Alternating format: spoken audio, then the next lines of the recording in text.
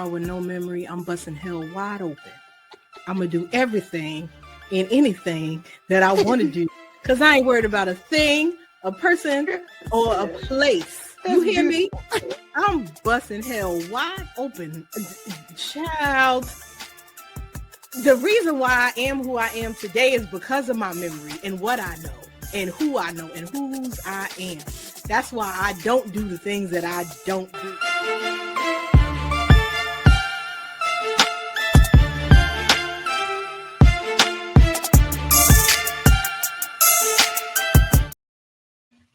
What's up, sis? We had a little more length to it this time. We can actually run and get something to drink and come back. Okay.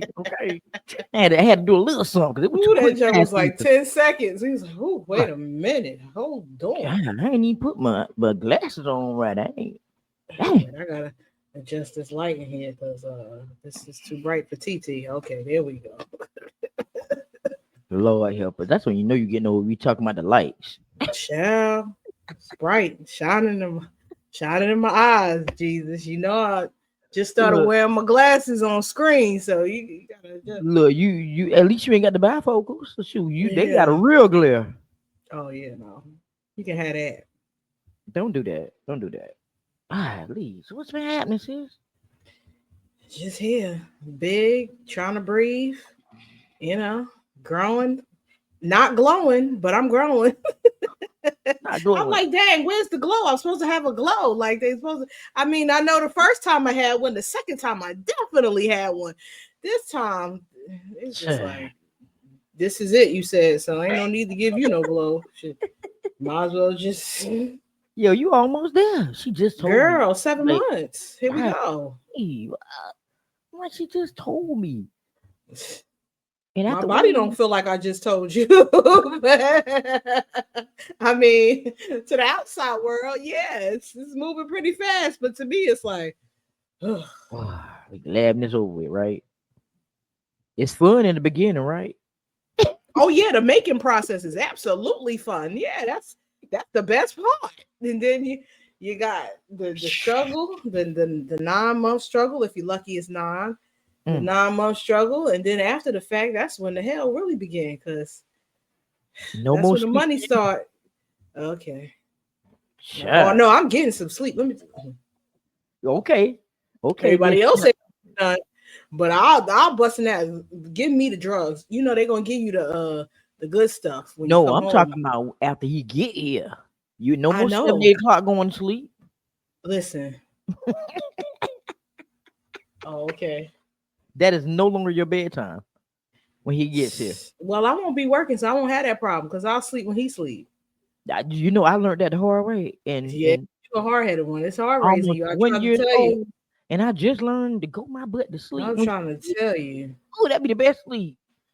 Yes, because when Christian was a baby, he slept all through the day. So I had time to cook, clean, sleep, rested. But when his daddy came home, baby, he was bright-eyed, bushy-tailed, like, yeah, let's party. And I was like, good night.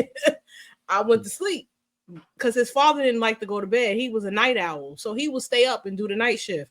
No problem. That man, I miss him. That shout out to my friend. May he rest in peace. But he was the best. That Nasir. Don't not too much. No, ma'am. We not every 2 hours.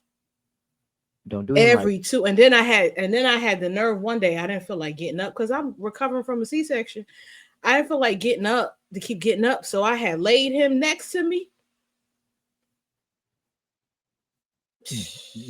Still stuck. That's why I told you when Gabby can put her in the crib. I ain't telling you something because I feel like hearing myself talk. I'm telling you something what I know. It was so hard to get that boy in that crib after that.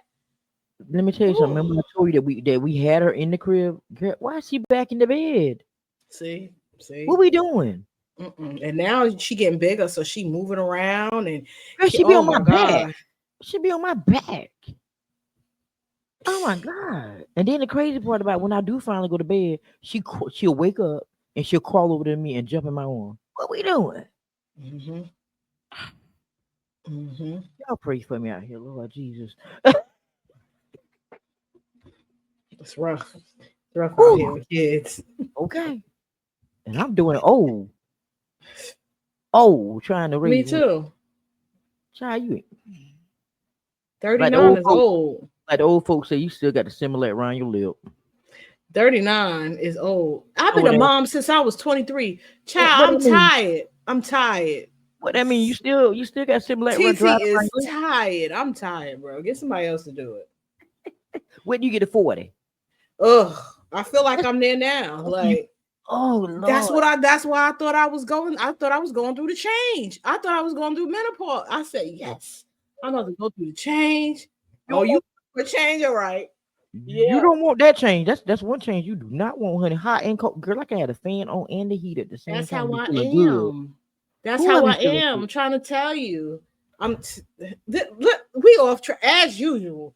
This is not what we were supposed to be talking about today. Hey y'all. Hey everybody, how y'all We doing just out had a there? regular phone conversation for the first 6 minutes of this episode. But y'all don't be on here anyway, so it don't even matter. Don't do them like that. They come through. They come through. They watch the replay. Don't do them Yeah, like when the episode over. that. Well, that's all right. At least they saw us, didn't they? Shout out to my audio babies because when y'all press play, we won't know when you press play, but when you press play, you hear from the beginning to the end, okay? Okay. Okay. Oh, hear me. Okay, y'all. Today's topic is the grief we don't talk about. Right. Oof. Whew. I don't know if I would need some heavy hitters tonight, y'all. I don't. I always say I don't want to go first, right? But she be having the good stuff, and then I have to come behind her after she done said something. So I don't know if I want to go read the questions or not. But I think I'm a gamble tonight. I'm gonna read the question. She got to push leave first, honey. Okay, first question. Have you ever felt pressure to be strong when you were actually breaking inside? I think that's every day as a black woman, as a mother. Like, you always have to be strong. And coming up, um, raised by a single mother, that's the goal. That's the motto. You have to be strong. You can't let people see you sweat. You can't show your hand. You can't tell your left hand what your right hand doing and all this other stuff. You gotta be. I'm 39. I've only seen my mom cry maybe twice. Like, so for me, I feel like I know there was plenty of times when she was, breaking inside or whatever the case may be, but y'all gonna see me break, okay? Like I'll be the one like, yeah. Now I'm gonna be like Jada Pickett in Kingdom Come. You ever seen Kingdom Come? When she passed out, she said, Lord, take me now. That's gonna be me. Every time. I'm gonna be slain in the spirit every time. Because I can't adulthood is not, especially in this day and age, adulthood is not for the weak. And it's a lot to maintain and it's a lot to juggle when you are dealing with, and I think our generation deals with it the most. You are dealing with trying to be the blueprint for the next generation on top of trying to unpack a lot of what you've been taught and trying to put the pieces in the right places now. And that's hard because some days you just be like, I get somebody else to do it. But if you the only one that's doing it, what you gonna do? You know how many times I don't feel like getting up to go to work, but I know I have to go to work, and I see my son, my baby, especially, he's so attached to me, and there's 5 days out the week, 3 of those days I gotta go to work, and the other two I get to take him to school. But them 3 days is like the roughest days for him because I don't take him to school, and he's just upset. Do you know how hard it is to see him sad that I can't take him to school, and I want to take him to school, but he don't understand the adult dynamics and that life is life, and you have to get up and work, because if I don't get up to work, I can't take you to McDonald's. I can't get the gas or the car to take you to school Thursday and Friday. So, this is necessary. But yeah, that's every day for me. Let me tell you something. Like you said, coming from well, my mom was from the older generation. I mean, the older generation. To the point when I was in school, they thought my mom was my grandmother. I used to get mad, boy. Nigga, is that your grandma? No, that's not my grandma. Me That's my too. Me mama. too. What's My wrong with parents are in you? their 70s, so I definitely Okay. had the oldest parents. Most, yeah. My mom about 80, so my mom was strictly old school all the way. Gotta have that tough skin. No matter what you're going through, you don't look like it on the outside. So, all that stuff you dealing with, you had to keep in the inside because you were taught not to look that way, even though you're falling apart. And to be honest, I'm the one that always have to be strong through it all when I'm just crumbling inside. And half the time I'll never get to express it. Because who I, I'm the strong one. So who am I gonna express it to? If I'm gotta be strong all the time. But at the end of the day, that can really wear down on your mental health too. Because when you get to a point where you can't fix, if you're the type of person who want to fix this and fix that and fix this, and you get to a point where you can't fix it, then that's when you become overwhelmed, you become pressured. You're like, Lord, how am I gonna work this out? How am I gonna get through this? And then that's when you have to turn to God and be like, "Phew, homeboy, listen." Hmm. That's how I talk to God. Me and God got to talk like we friends. We like this right here. Listen, I'm going through right now, and I know you already know this. I know you knew this was gonna happen, and I should have did something else besides doing what I did. But I need you right now, and you got to sit back sometime and be like, "All right, God, you got it. You got it, partner. You got it." But that is the hardest thing, sis, when you become an adult to do. To sit back and say, "All right, I got faith that God is gonna work this out." Child. Okay, because then you're gonna want to do because you don't see nothing moving. But everything is on God's timing, right? So we gotta sit back and we gotta let Him do His thing because He be doing His big thing. Because boy, when you when you come out that situation, you be looking around like, how did I come out of that? Mm-hmm. You know it was God that brought you out of that situation. But adulthood, like you said, is not for the weak. It's not. And Lord knows if I would never said the words, I can't wait till I turn 18. For what? To be beat up by bills? I think that's the dumbest. Dumb. For what? Why do I want to be grown again? To do what I want to do? You still can't do what you want to do when you become 18. You still got rules of the world to deal with. I was just Children. about to say that. Like, don't think you because you gonna be the boss. Oh, Boss yeah. of what? You ain't even the boss of yourself. Like, let's be real. You get your place to stay. You got a lease that's gonna tell you exactly what you got to do in their establishment. Even though That you part. paying rent, that's not your house. That You gonna part. go buy a car, and it's not your car until you finish paying that car payment. And while you paying on that car, you got to make sure you keep insurance on it, full coverage at that Oh, I ain't doing that. the whole time. Yeah, you didn't know that. Like, well, They're I know gonna when. tell you. They're gonna tell you what kind of gas to get, where to put it. It's still rules. Like we still got rules. This life we live in ain't for the weak, man. And it does come a time where you face situations you really don't know what to do. You don't know how you're gonna come out of it. You don't know what's gonna become of it. And those are the times where you got to check on your strong friends and your strong family member because they might be crumbling inside for real, for real. Mm-hmm. And you don't even know it because they're not gonna tell you. They're not. All right. So next question, y'all. What kind of grief do you carry that people don't see or don't understand? I have a lot of mom guilt. A lot of people don't understand that and don't see that. My oldest doesn't live with me, and that was one of the hardest decisions that I've ever had to make in my entire life. And every day I regret that because I chose to be selfless instead of selfish. And I'm fighting every day to um hold my place. You know what I'm saying? So for me, that's hard. And then especially having my baby with me every day, and then now this new baby, I wonder, do he feel a way? Because he didn't, even though he had a good 8 years with me by himself, um, me and him in the same house or whatever. Do he feel some type of way now that he's older? And does he feel some type of way because he lost a parent and now the other parent is living, but not living with him? Like these are the things that I wonder. And this generation won't tell you nothing. They'll be like, oh, I'm fine, I'm fine, I'm fine, I'm fine, I'm fine. And you'll find out later. But I deal with that a lot.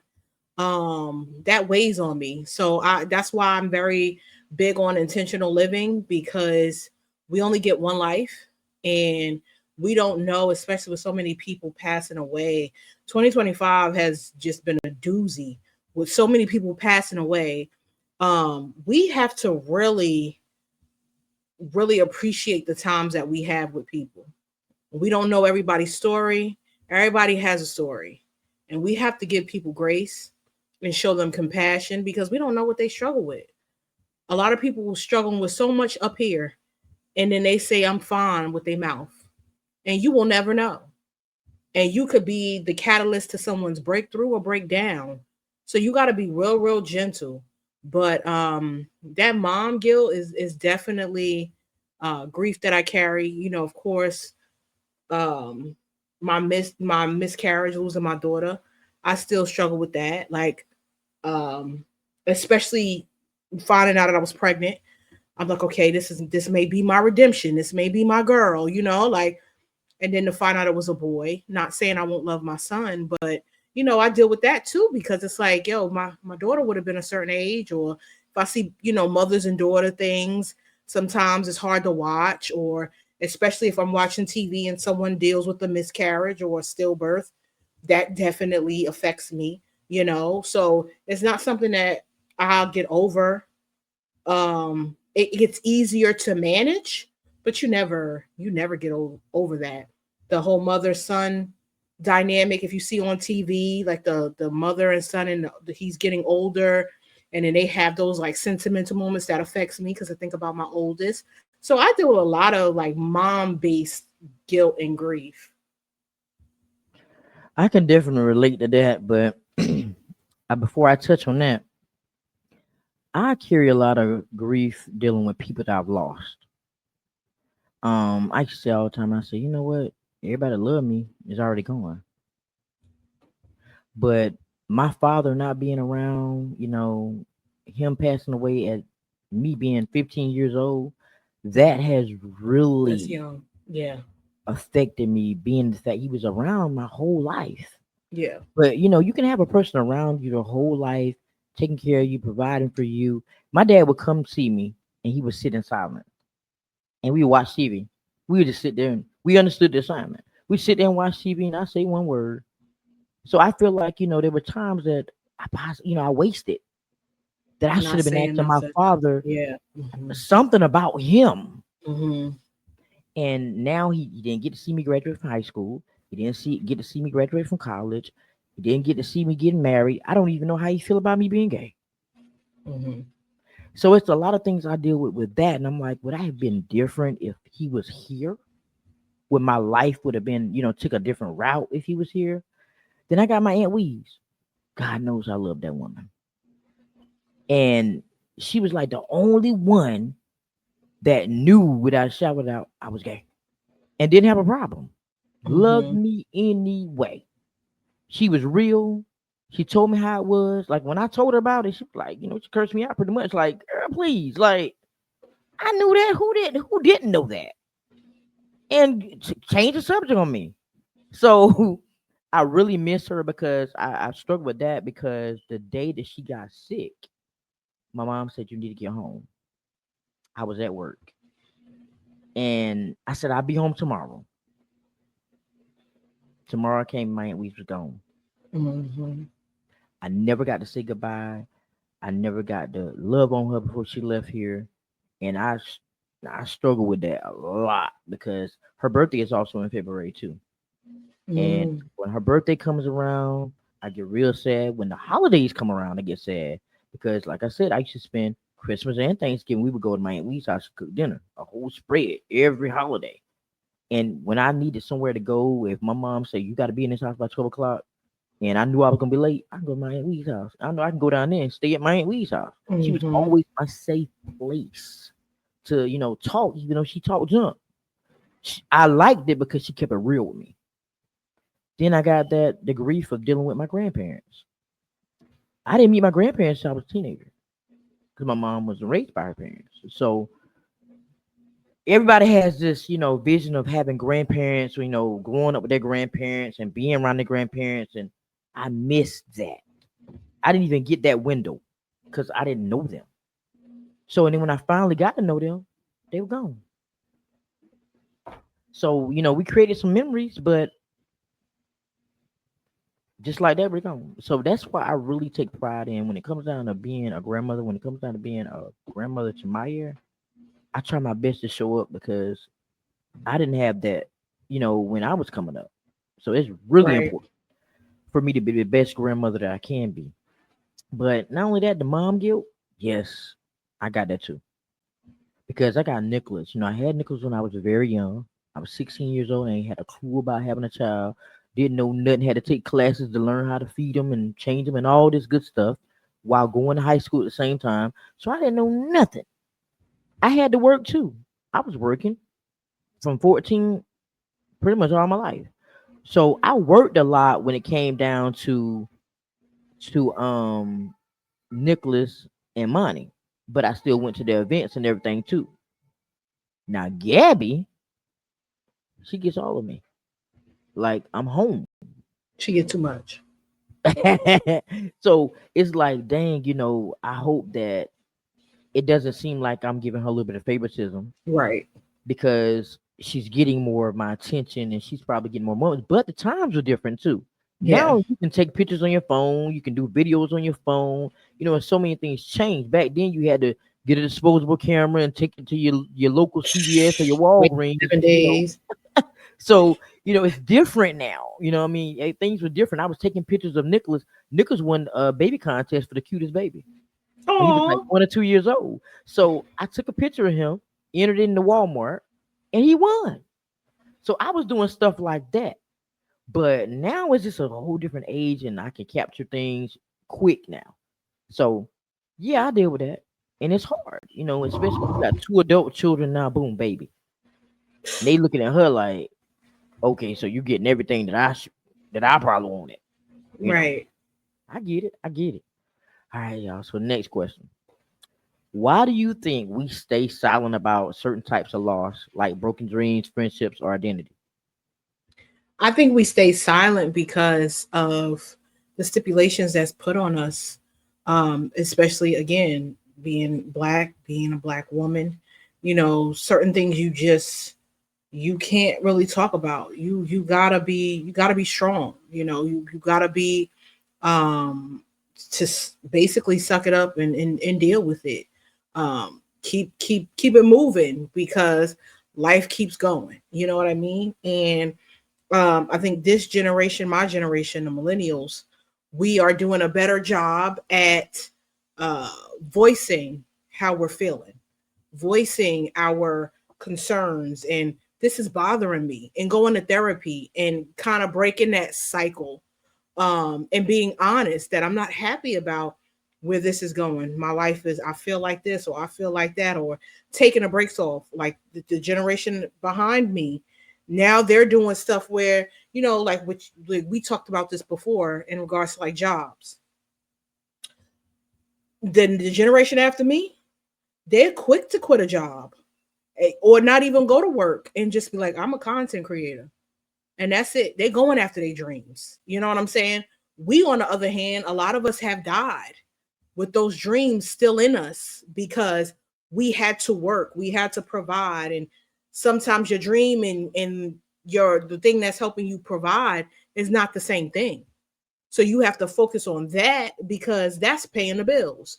You don't have time to be. It's like Sister Act, when she when Cheryl Lee Ralph was telling um what's her name, Lauren Hill, singing don't put food on the table. Like she was mad about her husband. He wanted to be a singer, but they had bills to pay. You can't afford to be no single. But the daughter's like, no, this is in me. Like, I'm really good. She's like, I really don't care. Paraphrasing, like, that you're good. However, you have to focus on going to college, finishing your education so you can make something of yourself. And this generation, they don't care about that. They're making stuff out of themselves. And I'm proud of them for that. But I think we stay silent because of repetition and generational, that's just the norm. That's how we but that's how we do it. But I think our generation, the millennials, we're kind of like shaking it up and breaking a cycle so the next generation can be a little more freer. See, I'm Gen X, so I'm still in that old school era. Uh-huh. You gotta pay the but bills. but you know what I think? I think yeah, sure do. Because I went to work, man. Listen, I went to work on crutches. I done been to work Oh no. cold. I done been to work with child sick because I had to pay them bills. Because my mama said, listen, you gotta go to work. Ain't nobody gonna pay the bills for you. You gotta go to Right. work. You gotta go to work, regardless of what's going on with you. But I think people remain silent because nobody don't really care about what they're thinking and feeling That's and true stuff like that. too. I'm just gonna keep it real. Why, say anything about what you're dealing with? Because at the end of the day, they're not listening and they're not gonna, help you through it. So people stay silent for a lot of reasons. Privacy. At one point I wouldn't tell nobody none of my business. Like I didn't want to know I was sick. I didn't want them to know nothing about my personal life. But now it's like, why not? Because you really don't know, how you're affecting people when you tell your story. You That's until you true. tell it. You got to tell it. Because some people might look at you and be like, "Oh, Shera got it all together. She don't go through nothing. She the boss." And then you over here like, "Girl, bye. I'm human. I go Okay. through things too. A But lot. but people look at the outside and feel like, Yeah. oh, you good. Yeah. But at the end of the day, I was gonna say that about I forgot what question that was. We got three strikes. I got three strikes against me. I'm a woman. I'm colored. I'm a black woman, and I'm a Mm-hmm. gay black woman. Mm-hmm. And that's another reason why people stay silent because people are so quick to judge people too. You don't know people walks. Yeah. So you can't, look at my story and tell me what my story is about because you really don't know my story. It's a True. lot of things back in the day that I wish I could have done. Like the military. The military was always my dream. But I had children and I didn't want to go overseas, give up the custody of my children, and not see them as often as I wanted to. But that was my dream to go. But I wanted them to go with me. I didn't want to have Right. to leave them behind. So it's a lot of times you gotta, be like, hey, might not be my dream. It might be my dream, but my children might do it. Yeah. They might be the ones to go and experience that. Mine, she got the experience going to live on campus in college. I didn't because I didn't want to go off to college. I wanted to stay home, near my kids. So I didn't get the experience, but Monty did. Nicholas did. So hey, at the end of the day, it is what it is. Gotta start speaking out. But see, I come from that generation, sis, where you was just seen, not heard. Right. You better not open your mouth. Right. You better not open your mouth. And that's hard to break. That's a hard habit to break. Like you said, the millennials don't care. They No, we don't. they will quit a job in a hot Sure second. will. Let that boss raise his voice at them. Out. Me, I'll be like, okay, and You continue to know. work and get my money. And then, until I find another job, then I quit. No. Not y'all. No, we won't. I'm going to quit. Bye. Because it's how I got you. I can get another one. That is the wrong concept. I got this job. I can get another job. That ain't It so might easy take now. 2 months. It Yeah. might take longer than that now. Yeah. Nowadays, yes. You got to Uh-uh. be careful. Yeah. You got to really be careful. And that's the curse of being a millennial because we are trying to break the cycle, but Mhm. at the same times, it's repercussions. Because, like you said, we're not going to tolerate no foolishness, and we'll be like, you can get somebody else to do it. But then 2 weeks later, when you got a bill due and you ain't got no check coming in, Okay. you playing your shoulda coulda wouldas. I should And have then stayed you with gotta the wait job. and you gotta start another job, and then you got training, and then you got this, and then you got that. So you could start a And job in 2 weeks, but you ain't gonna get you gonna get that paid. check. Okay, Exactly. so that's a whole month you don't went out without pay. Now you So out of now you light struggling, and got you homeless. and don't You let you have thrown no off. kids on top of that. Child, please. Child, please. That's a whole nother story for another day. So, how has unspoken grief shaped the way you love, trust, or show up in relationships today? Um, like I said, in regards to like the mother thing, um, me not having my oldest with me every day, it helps me to be more intentional with the ones that I do have. Losing relationships and different things and just being in failed relationships helps me to show up in the current one and to be the best version of me, because I know I'm the only thing that I can control. I can't control nobody else. So if I'm 100% or 1,000% authentically me, when it's time to chuck the deuces, I don't have no regrets because I did everything that I needed to do. And having those past grievances will put you in a place where you're more appreciative of what's in front of you and what's around you. So it makes me more appreciative of love and appreciative of the time that I do get to spend with my children, take more pictures, just to be more tapped in, as opposed to, like you said, you and your dad being on a watching TV and not saying nothing. It makes me want to put my phone on do not disturb while I'm watching a movie and be present in that moment. So then when the person is gone, I still have those moments. You know what I'm saying? Because we don't know how many moments we're going to get. So you have to be intentional, you have to show up, and you have to be fully present. But again, this generation and with modern technology, it's so hard to be present because you got a phone going off, whether it's an email or a notification about something or people texting you, this, that, and the third. Like during the week, when I'm at work, I work 10 hours a day. You got up until the time I get off to talk to me, and I'll be fully like focused. But after 6 o'clock p.m., you'll be lucky if you get me, because I have to focus on my son. I haven't seen my baby in 10 hours. You know, he got to tell me and download, oh my God, can he talk? He got to download the whole day to me and tell me what happened on his day. And I already shortchanged him because I work a long hours. So I have to give him that time and squeeze in 10 hours worth of conversation in an hour, because we have to be to bed by 7:30 so he can get his rest and not have no headaches or anything like that, and I could get up and focus and go about the day. So it's a lot. It's a lot. And then on the weekends, when he not here, I try to have, my adult time, probably sleep in, but as a parent, you're wired on mommy time. It's always going to be mommy time. And then when the kids are here, it's like you try to be present with them because you don't know if you're going to get to see them in the next 2 weeks. So it's like it's hard, but I try to be more intentional with my time and the people that I have, and that's my biggest lesson, and that's what I've been learning.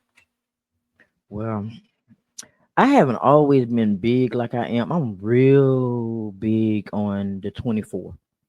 And I used to not be that way until when you start losing a lot of people, main hitters in your life that meant the world to you, then you start thinking differently. You start moving differently. Like, dang, boy, if I just went by that house the other day and sat down and had a conversation with so and so, I'll at least have something to last me for a lifetime.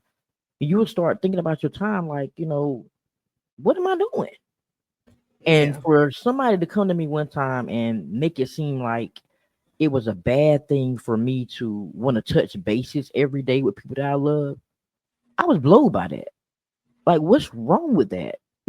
But some people are raised to the point where they don't have to deal with their family every day. They don't have to deal with people they love every day. They can show up when they show up, and that's fine. But losing people in my life that meant the world to me has taught me to move differently. And like you said, be intentional with your time because we all get 24 hours. Everybody. And sometimes God, we don't deserve it. God give it to us anyway. His grace and mercy, he wake us up every day and say, all right, try it again. And what we do? Some of us don't do right. We get out there and be hard headed again. And then God have to teach us some lessons here along the way. And we might have a Job experience. I've had a Job experience before. And it ain't pretty. When God said, I'm gonna take this, I'm gonna take that, and I'm gonna take this from you and leave you with nothing, and you gotta build yourself back up. Yeah. That ain't pretty. That Yeah. ain't pretty. You'll start thinking differently. Just like when I see homeless people on the streets, I don't never judge their story because you really don't know how they got there. I had a whole job. I was a manager, and we were homeless. So you can't say that, oh, this happened, this, that, and the fourth. When we moved to North Carolina, my wife had a certification in nursing, but couldn't find a job here because for one, they made her take the test over again. So I was the only income trying to hold everything down. And once you get behind that one payment, it's over. Yeah. It's over. Because now you gotta double that, triple that, because 9 out of 10 times they want both months, plus they want the third one to come behind it. You can't dig yourself out that easy with one income. So that's why I don't judge people's story because you don't know how they got there. You don't. But life is just too short, and that's another thing. You just don't know when people are gonna leave. It used to be the old people dying. All you would see is the old people die. Now it's babies dying. It's children dying. It's people in their 20s and 30s. I'm so Yeah. grateful to make it to 45. I don't know what to do because a lot of people didn't see 45, Yeah. and they were great. Had great lives ahead of them. That they was gonna be, probably be stars and football stars, basketball stars. You name it, they was gonna be great, and they're gone. Yeah. Somebody asked me, I don't forgot who asked me that. What was the richest place? What was the richest place on earth?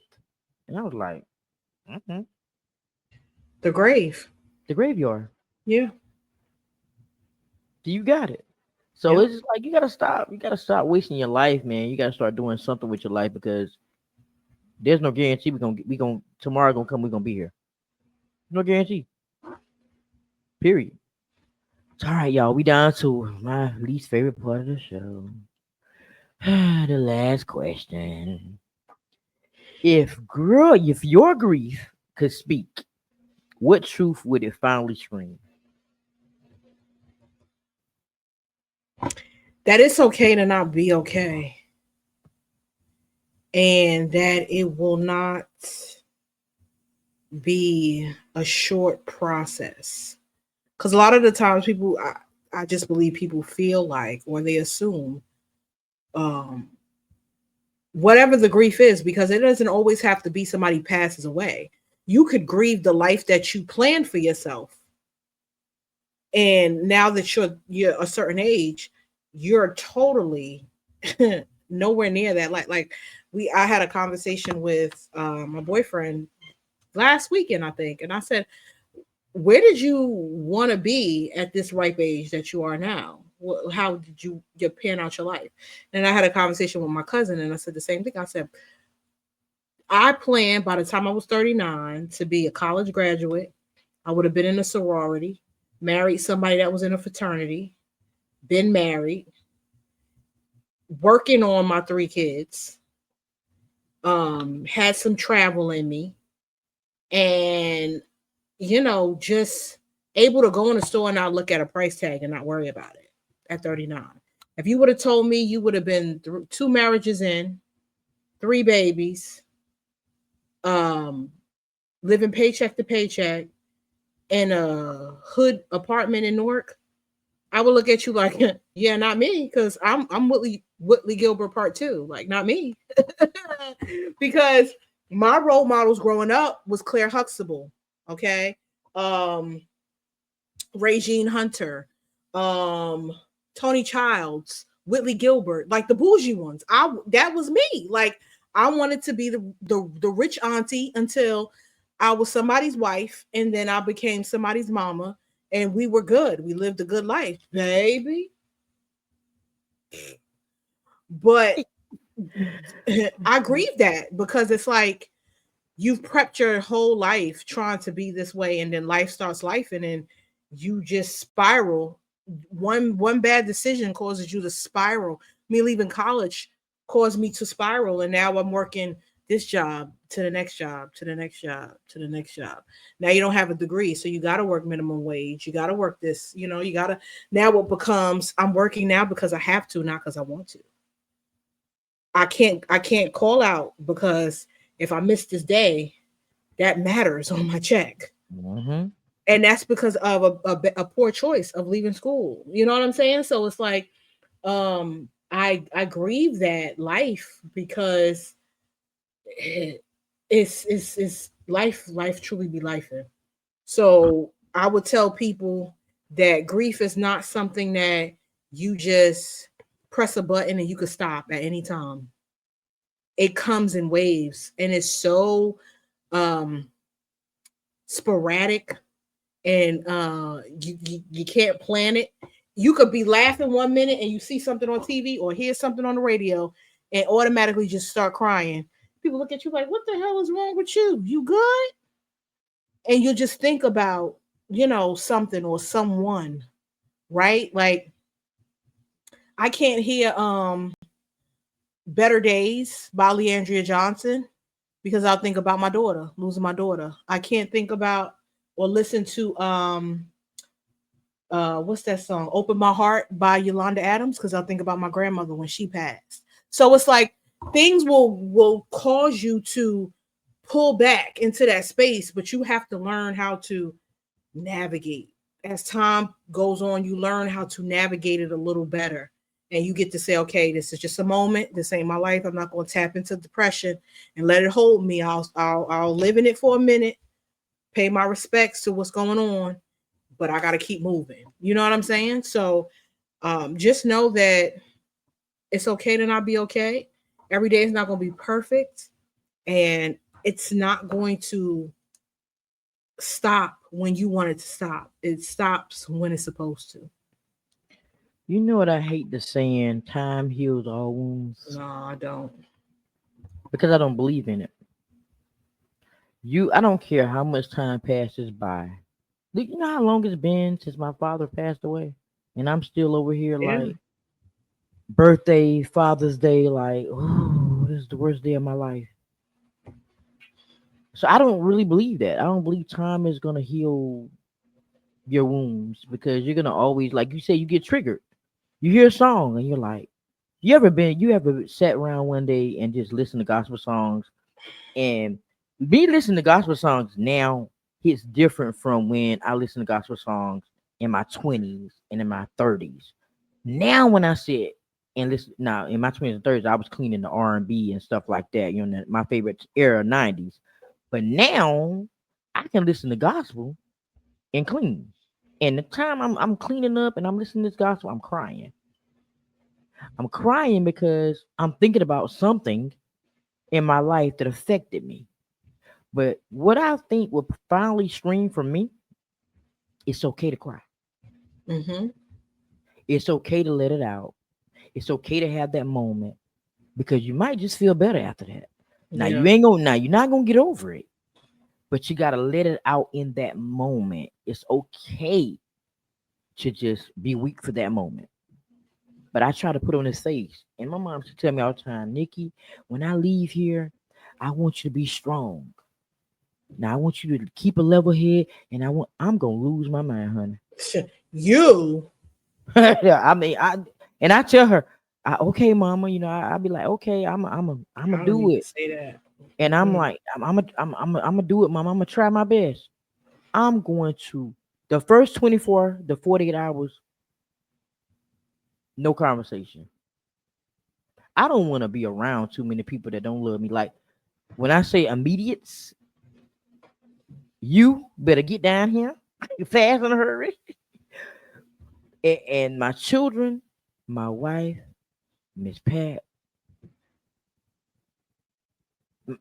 my grandbabies, my grandbaby, and I don't, at the time when she leave my grandbabies, if I have multiple grandbabies, them, Gabby, Nicholas and Monty, if they ain't in that set, if y'all in that set, close the door for 48 hours. Don't let nobody come around me. And Ruth, my cousin Ruth, that's it, because I'm gonna be tripping for a minute. I'm gonna need that type of support that Janet Jackson had and Why Did I Get Married To? When she Yes, was sitting on the steps and yes. she was ugly crying. Ooh, That's gonna ain't be no word me. for me. That's gonna be me. So y'all better show up. When my mama and Bobby Brown die, baby, y'all better show up. Y'all better call me when Bobby Brown die. Y'all better call me because somebody gonna be picking me up off the floor. Cause I love that man. I swear. Listen, when you talk to your mom every day and you have these meaningful conversations, and Man. if the day go by and you miss that phone call and you're like, oh my god, I can call my mom. I gotta call her. I talked to her today. But I'm just saying, when you miss that call, I did that one day, let a whole day go by, and the next day it came, and I was so upset because I was like, because the first thing I say to her when I call her, just call to make sure you're breathing. Mm. I said it all the time. Just call to make sure you're breathing. And I felt like I didn't know whether she was breathing. I was like, oh my God, I let a day go by. I don't know if she's breathing. And so I try not to let a day go by without talking to her. So just imagine her being gone. And I have them everyday conversations that I'm not going to have anymore. That's how serious life get when you lose somebody important in your life. Yeah, it's one thing for you to Huh. be able to, you don't talk to somebody because of your negligence, Mm. but it's another thing for you not to be able to talk to somebody because you can't no more. You can't. Yeah, you And can my go to the mom, movies, but I'm so used to her picking up the phone. When yes. she don't pick up the phone, I start to panic. And then she come like, "Well, I was just in the bathroom. I was just taking a That's shower. what my Or mama I said was just too. take the phone with you. Okay. Hell, what What you what doing? what you doing exactly? Like you need to pick up the phone every time I call because I'm jumping in the car. I'm about to. I think Girl. automatically you're by yourself, so I'm thinking automatically something happened. You could have tripped. You could have fell. You passed out on the floor. Like you passed out in the tub. Like you like No, girl, I it's. called the police one day. Oh Listen, no. girl, I stay an hour away from my mom, like maybe an hour and a half, give or take. So I can't just, get there like that. So she wouldn't answer my phone call. Oh, I gave her a good all day down. I did. I said, wait a minute, it's nighttime. It done got dark on me. Oh Ain't no. you heard from my mama? I called the police. It was the So police. I said, I need you to do a welfare check on my mother. She's an elderly woman, and I need you to go and make sure my mom is okay. And they went and they got there and they said, I was on the phone. They said, do you know what a Nikki Myers? And she was like, yes, that's my daughter. And it was like, well, she want us to come check on you because she hasn't heard from you since yesterday. Yeah. And she said, what? They was like, you might need to call her and let her know that you're okay. Girl, my mom was sitting at home watching TV, watching one of her good shows. And I said, I went off. I said, don't you ever do that again. I said, I called my brother. I called everybody. Nobody answered. I said, and then you wouldn't answer. I said, I thought something happened. I said, They I don't will send the understand. police to you again if you do that again. Answer my phone calls. Text me. You know how to text. So I'm telling you right now, listen, just be careful with the people that are in your life and love on them while you can because when they gone, they gone. It ain't nothing like that dirt getting thrown on that casket and you not being. It's not like you can go and dig them up and hug them again. You can't. They're gone. Can't do nothing about it. So, whew, that's my take. And watch you say, y'all. Watch you say. So with that being said, you guys, author Nikki Nicole has done it again. I try Goodbye. to make these episodes as Catholic as possible, but she always brings it to a Pentecostal lens. And I promise you, we're trying to get better. It's a new month, but she still I be be with the trying. shenanigans. She just got so much to say. You So was the one talking this time. What you mean? nah. Y'all put in the comments who had the most to say in this episode, y'all. It wasn't me that time. It wasn't me. But I mean, grief is just again, it's not just losing somebody in death. Grief can be anything. Anything. And the moral of the episode is just to basically talk about it. Talk about it. Don't keep it. Don't internalize it. Don't keep it on you, because you're hurting yourself in the process. You know how many illnesses or whatever you are creating soon to be in your life because you've harbored something that you wouldn't let go of. Write it down, talk to somebody, therapy, whatever you got to do. Email us, whatever it is that you got to do, get it out, because it's vital and necessary for your growth to be who you are and whose you are. And with that being said, as always, we are here. We are healing hearts, inspiring change. Later. What's up, everybody? So we're now in season 3 of the prepHERation podcast, and this season is about survival. Listen, I was surviving through these episodes, right? Because I was sick. Like, when I feel sick, I have a bad sinus infection. But we still had to make sure that y'all were still out there inspiring people and healing hearts. So, make sure you subscribe to the YouTube channel. Make sure you like and share with somebody this resonates with. Alright, let's get back into the episode.